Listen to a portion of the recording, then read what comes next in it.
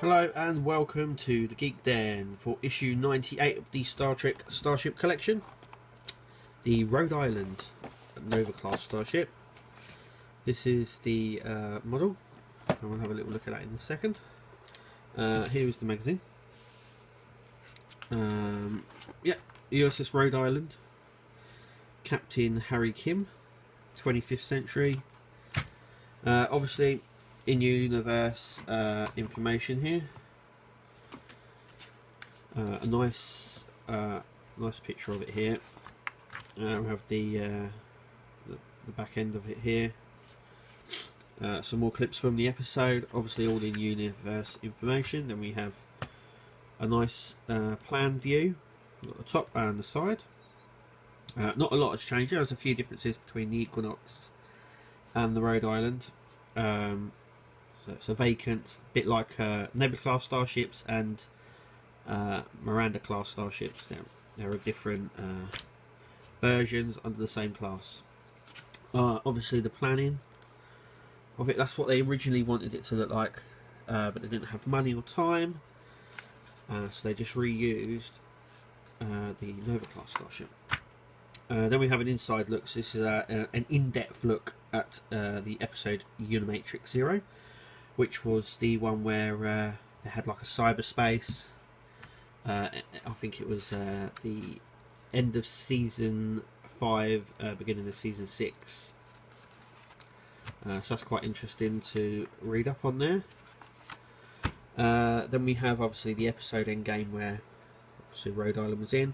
Obviously a trivia, and our next issue 99, which is our Arctic one, the assimilated version. It looks quite good. Then we have the top section here of the Rhode Island. So without further ado, let's open it up and have a look. And we are back, and here we have the Equinox and the Rhode Island. Some noticeable differences, as you can see. Front, the warp nacelles, the bridge, the colour as well. Let's just obviously on the same holdings as each other. There we go. Doesn't really fit in all the way, but doesn't matter.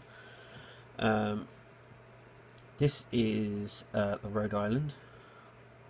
As you can see, the warp nacelles are obviously very reminiscent of the Enterprise E. So are the escape pods. It does explain that in the book. A nice undershot. Let's turn this light off for a second so we can get a little bit more of normal colour there. And we have the underneath here. There's some, I've noticed with the models, they're becoming a little bit more detailed. Let's have a look at the Equinox under here. Let's focus. You can't really see it. Let's turn the light back on. Okay. So you can see it has the registry number here, and on this one it's actually even smaller. But it is there, as you can see. Comparison. Oh, it's gone blurry. Hang on. That's it. Comparison of the underneath.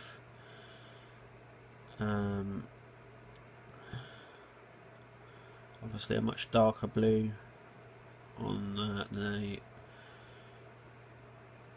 deflector here. I've also noticed the phaser strip here is thicker. Let's have a look at the backs of them. Nothing really changed there. Like I say, the engines are very similar. Oh, sorry, not. These are a lot thinner on the Rhode Island. It makes the Rhode Island look slightly bigger in my having the engines like that. But they are in fact the same size. Let's just take a closer look anyway, as we were. Obviously it says Rhode Island there, perfect. The windows are all aligned as well. We did have some early photos of this, and it had a lot of these windows yellow, and as you can see they're not, which is good because the yellow didn't work very well, which means a lot of the early shots we get are early promotion shots and not of the final issue. Some more writing up here, can you make that out?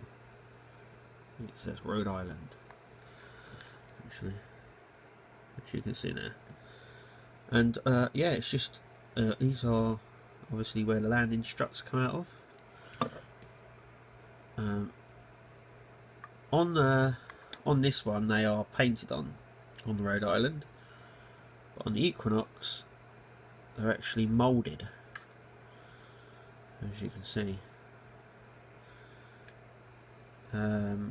But yeah, very, very happy with this ship. Very happy with it. Like I said, the detail is really there. I mean, it's absolutely superb in that sort of terms. But yeah, size as well. Obviously, they're the same size. As in regards to die cast, the top section is die cast and the bottom is the plastic. So on the nacelles, they have the light piping in the nacelles as well. So these are actually coloured plastic, where in this one it was only the side sections that were. But yeah, as I said, I'm quite happy and pleased. Equinox is one of my favourite designs of ship, and it will make an excellent addition to your collection. I hope you've enjoyed it. Click to subscribe to keep up to date with all the other Star Trek videos that we do here, and we'll see you at the next video.